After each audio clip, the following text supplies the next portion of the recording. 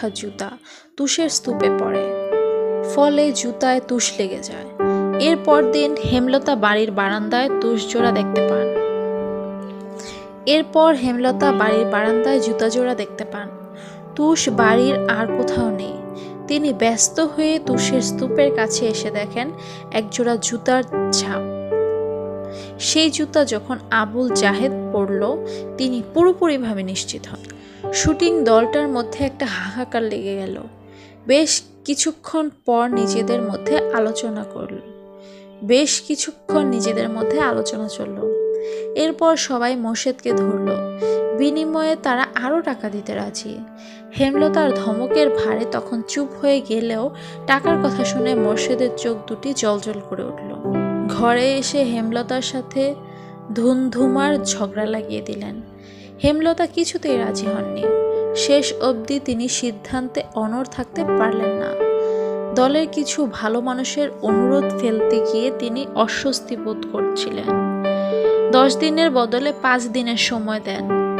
হেমলতা স্বস্তিতে নিঃশ্বাস ফেলেন। ভাগ্যিস কোনো ঘটনা ঘটার আগে ব্যাপারটা খোলাসা হয়েছে। বেশ গরম পড়েছে আজ। মুন্নাকে পাশে নিয়ে পদ্মজা পাটিতে বসে আছে। মনোযোগ দিয়ে মুন্নাকে শেখাচ্ছে কাকে কি ডাকতে হবে।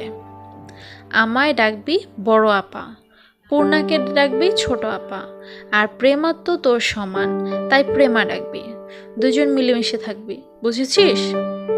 হ, বুঝছি। আম্মাকে তুইও আম্মা ডাকবি। আমাদের আম্মা আব্বা, আজ থেকে তোরও আম্মা আব্বা, বুঝছিস?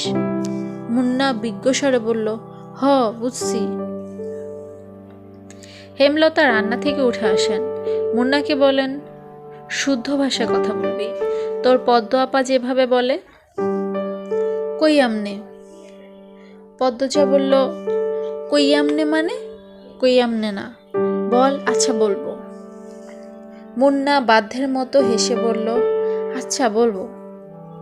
হেমলতা হেসে চলে যান। পূর্ণা রুম থেকে মুন্নাকে ডাকলো, মুন্না রে। হুঁ, সুডু আপা। পদ্মজা মুন্নার গালে আলতো করে থাপ্পড় দিয়ে বলল, বল। জি ছোট আপা। মুন্না পদ্মজার মতোই করেই বলল, জি ছোট আপা। পদ্মজা হাসল। পূর্ণা মৃদু হেসে বলল, তোর নাম পাল্টাতে হবে। আমি তোর নতুন নাম রেখেছি। ক্যারে? নাম পাল্টাইতাম ক্যারে? পদ্মজা কিছু বলার আগে মুন্না প্রশ্ন করল, আচ্ছা এই কথাটা কেমনে কইতাম? পদ্মজা হেসে কপাল চাপড়ে, এই ছেলে তো